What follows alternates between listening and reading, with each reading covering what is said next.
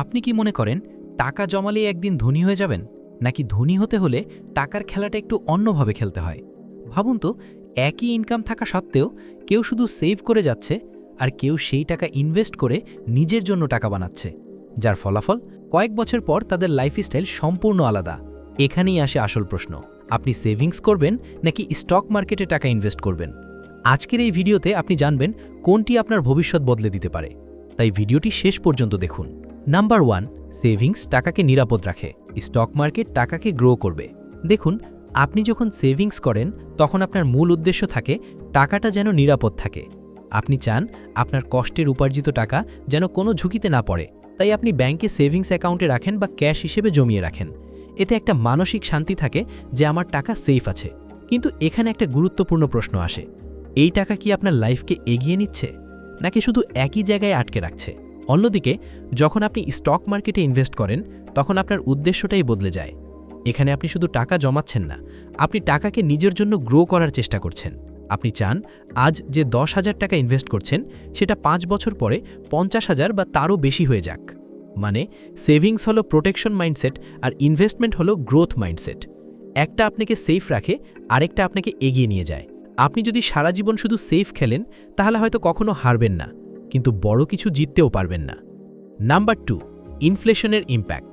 আপনি হয়তো ভাবছেন আমি তো নিয়মিত টাকা সেভ করছি, তাহলে সমস্যা কোথায়? সমস্যাটা এমন একটা জিনিস যেটা আপনি চোখে দেখতে পান না, আর সেটা হলো ইনফ্লেশন। ইনফ্লেশন মানে হলো সময়ের সাথে সাথে জিনিসপত্রের দাম বেড়ে যাওয়া। আজকে 1000 টাকা দিয়ে আপনি যেই জিনিস কিনতে পারবেন, কয়েক বছর পরে একই জিনিস কিনতে তার চেয়ে বেশি টাকা লাগবে। এখন চিন্তা করে দেখুন, আপনার টাকা যদি শুধু সেভিংসে পড়ে থাকে তাহলে সেটা এই বাড়তি খরচের সাথে তাল মিলাতে পারবে না। মানে আপনি টাকা জমাচ্ছেন ঠিকই, কিন্তু বাস্তবে আপনার টাকার ভ্যালু কমে যাচ্ছে। অন্যদিকে স্টক মার্কেট এখানে একটা বড় পার্থক্য তৈরি করে।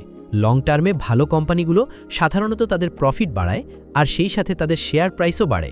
ফলে আপনার ইনভেস্টমেন্ট ইনফ্লেশনকে শুধু কভারই করে না, অনেক সময় সেটাকে হারিয়েও দেয়। এখানে খেলাটা খুব সিম্পল, একদিকে আপনার টাকা ধীরে ধীরে দুর্বল হয়ে যাচ্ছে, অন্যদিকে আপনার টাকা শক্তিশালী হয়ে উঠছে। নাম্বার 3, কম্পাউন্ডিং পাওয়ার। আপনি যদি সত্যিকারের ধনী হওয়ার কোনো সিক্রেট জানতে চান তাহলে সেটি হলো কম্পাউন্ডিং। এটা এমন একটা জিনিস যেটা প্রথমে ছোট মনে হয়, কিন্তু সময়ের সাথে সাথে একদম বিস্ফোরণের মতো গ্রো করে। ধরুন, আপনি 10,000 টাকা ইনভেস্ট করলেন এবং বছরে 10% রিটার্ন পেলেন। প্রথম বছরে আপনার লাভ হলো 1,000 টাকা। এখন দ্বিতীয় বছরে আপনি শুধু 10,000 টাকার উপর না, 11,000 টাকার উপর রিটার্ন পাচ্ছেন। মানে আপনার প্রফিটও আবার প্রফিট তৈরি করছে। এটাই হলো কম্পাউন্ডিংয়ের আসল ম্যাজিক।